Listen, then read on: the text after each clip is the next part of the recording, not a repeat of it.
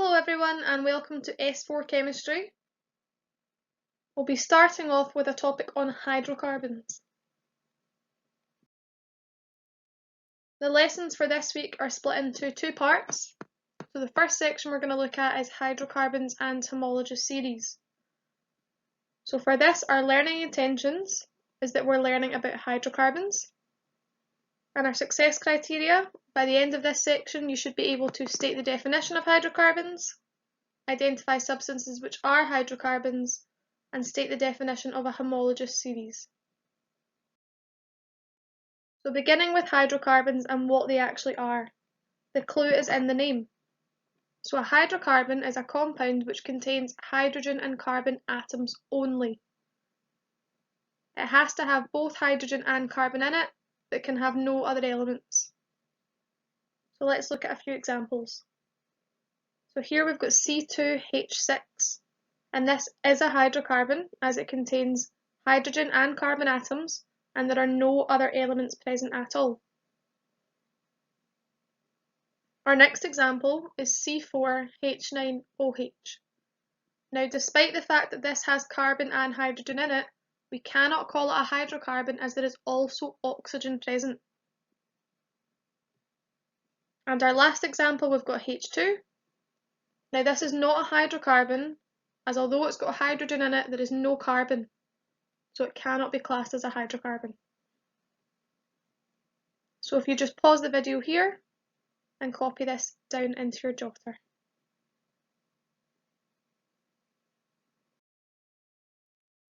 Now let's have a wee go at some practice questions.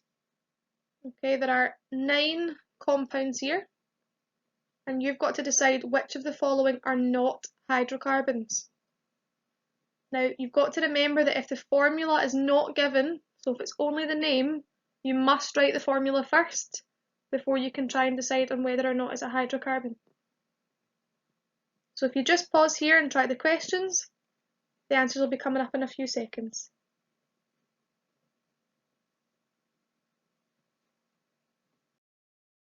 Okay, and so for our answers, carbon dioxide, the formula for that is CO2. So there's oxygen present and no hydrogen, so it cannot be a hydrocarbon. In compound C, we've got oxygen present, so again, it can't be a hydrocarbon. Our formula for water is H2O. So while it's got hydrogen, there is no carbon and there's oxygen, so it cannot be a hydrocarbon. And then in compound I, you can see there's also oxygen present.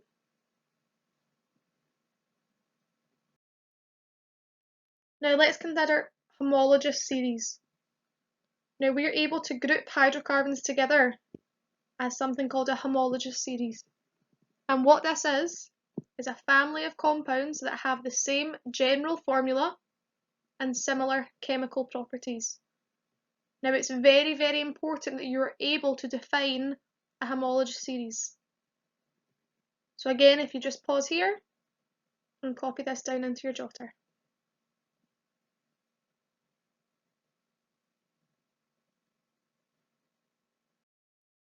Okay, so that's part 1 of the lesson complete.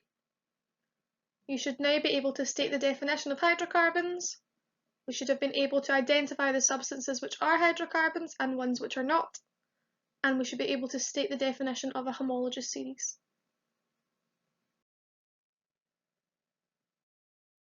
Okay, on to part 2. In this section we are learning about alkanes. And by the end of this section we should be able to state the prefixes used when naming hydrocarbons, state the general formula for alkanes, name straight chain alkanes with up to 8 carbons, and write the molecular, full structural and shortened structural formula for straight chain alkanes with up to 8 carbons. Now first of all, let's think about naming hydrocarbons. When we name them, we use prefixes which tell us how many carbon atoms are in the molecule. So looking at the table here, you can see that if the prefix is meth, then there is 1 carbon atom in the molecule. If the prefix is prop, there are 3 carbon atoms in the molecule. If the prefix is hept, there are 7 carbon atoms in the molecule. Now just a reminder that a prefix comes at the beginning of a word. pause here and copy this down.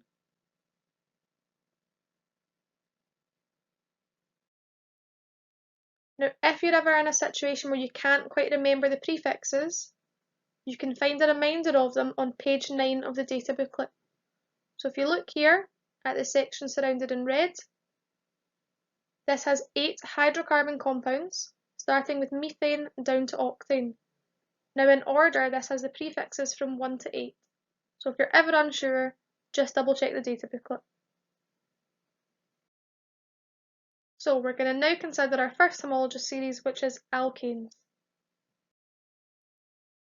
Alkanes all have names which end in "ane", so that's one way that you can identify them. They contain single carbon-to-carbon bonds, which we'll look at in more detail later. This tells us they are saturated. And the general formula for them is CnH2n plus 2. Now N in this case is equal to the number of carbon atoms in the molecule. So again, if you just pause here and copy this down.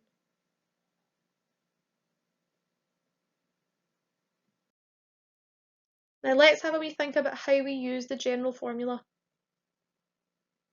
The general formula of an alkane allows us to write the formula for any alkane, no matter how many carbon atoms are in the molecule. Wherever there is an N, we just replace that with however many carbon atoms there are. So if you had an alkane which contained 1 carbon atom, then N would equal 1. So let's have a wee think about how we would write the formula for this. Now remember, our general formula is CnH2n plus 2. If we have 1 carbon atom, then anywhere there is N, we replace that with 1. So we would now have C1, H 2 times 1 plus 2. Now if we simplify that down, it would become C1H4, and so our molecular formula would be CH4. And just a wee reminder that you don't need to write the number 1 within a formula. Okay, so let's look at our very first member of our alkane homologous series, methane. Now remember that meth equals 1 carbon. So the first thing we need to be able to write is the molecular formula. This tells us the total number of carbons and hydrogens in the molecule. Now we've just worked this out in the previous slide, and the molecular formula is CH4. Now I've just popped a wee reminder here of how we do this. Remember, wherever there's an N, in this case we replace it with 1, because there is 1 carbon in the molecule. The next formula we need to be able to write is the structural formula. Now this shows us how the carbons and hydrogens within the molecule are arranged. Now we always start off by drawing our carbons first for our structural formula. So in this case we start with 1 carbon, and now we have 4 hydrogens, and so what we do is we surround our carbon with 4 hydrogens. Now just a wee reminder that carbon atoms make 4 bonds and hydrogen atoms make 1 bond. We learned this in our formula topic that we've just completed. Carbon has a valency of 4, hydrogen has a valency of 1. So if you look here, our central carbon has 4 bonds around it, and every hydrogen has 1 bond attached. Now the last formula we need to be able to write is our shortened structural formula. This allows us to work out the structure of the molecule without drawing all of the bonds in full. Now when we do this, we look at every carbon in the molecule one at a time and work out how many hydrogens are directly attached to that carbon. Now in this case, there is only 1 carbon, and so the shortened structural formula is CH4. If you pause here and copy this example down.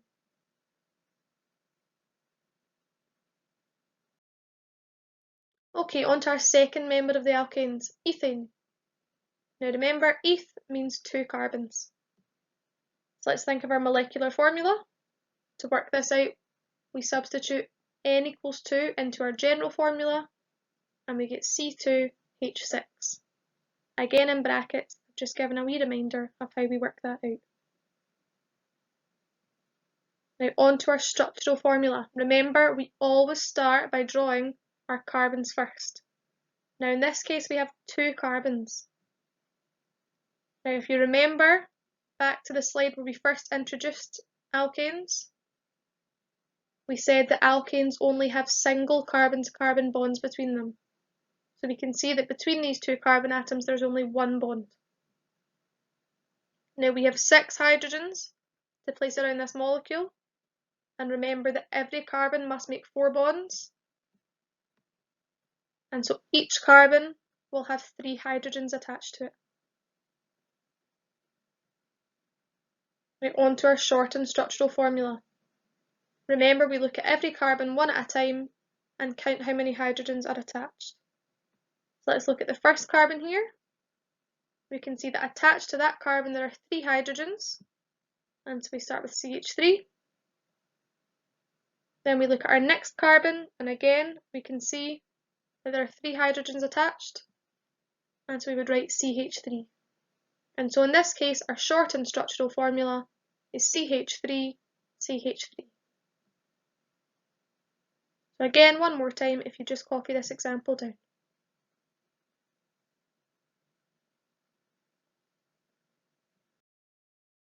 Now we must be able to do this for straight chain alkanes up to 8 carbons. So if you look at this table here, we've got the name, molecular formula, full structural formula, and shortened structural formula. Now what I want you to try and do is pause here and see if you can complete this table in your notes. So for example, in the first row here, propane, I want you to try and work out the molecular, full structural, and shortened structural formulas. Then for the second entry, when we've got C4H10, I want you to try and work out the name, draw the full structural, and write the shortened structural. Now if you're unsure, don't worry, the answers will be coming up on the next slide.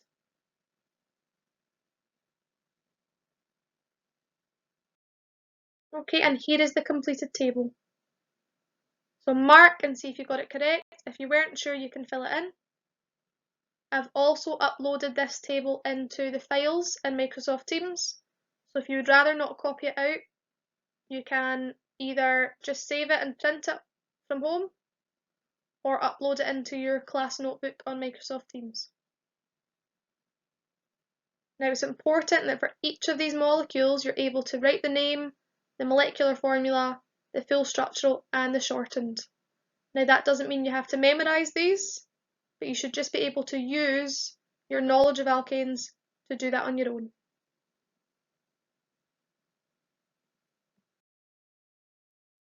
Now we're just going to have a wee look at how else we can use the general formula. So if we know the number of carbon atoms, we can use this to work out the formula even if there's more than 8 carbons. So for example, we're going to write the formula of a molecule that contains 9 carbon atoms. Now remember, our general formula is CnH2n plus 2, and in this case n equals 9.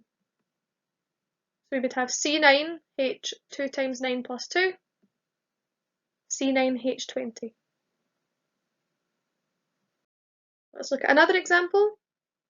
Write the formula of the molecule containing 14 carbon atoms. So again, it's just the exact same process. CnH2n plus 2 is our general formula, you need to know that, and n is 14. So we substitute 14 in, and we would get C14H30. Now in a similar way, if we know the number of hydrogen atoms in the molecule, we can work backwards to write the formula. So if we look at the example here, write the formula of the molecule that contains 16 hydrogen atoms. Now remember, the general formula is CnH2n plus 2. So in this case we know we've got 16 hydrogen atoms, so 2n plus 2 must equal 16. In that case, 2n equals 14, and n must equal 7. So our formula would be C7H16, because we now know that n equals 7 and we know from the question that there's 16 hydrogen atoms. Now that's the end of part 2 of the lesson. So we were learning about alkanes, and you should now be able to state the prefixes used when naming hydrocarbons, state the general formula for alkanes, name straight-chain alkanes with up to 8 carbons, and write the molecular, full structural and shortened structural formula for straight-chain alkanes with up to 8 carbons. So for our first exercise, there are 7 questions and it's worth a total of 15 marks.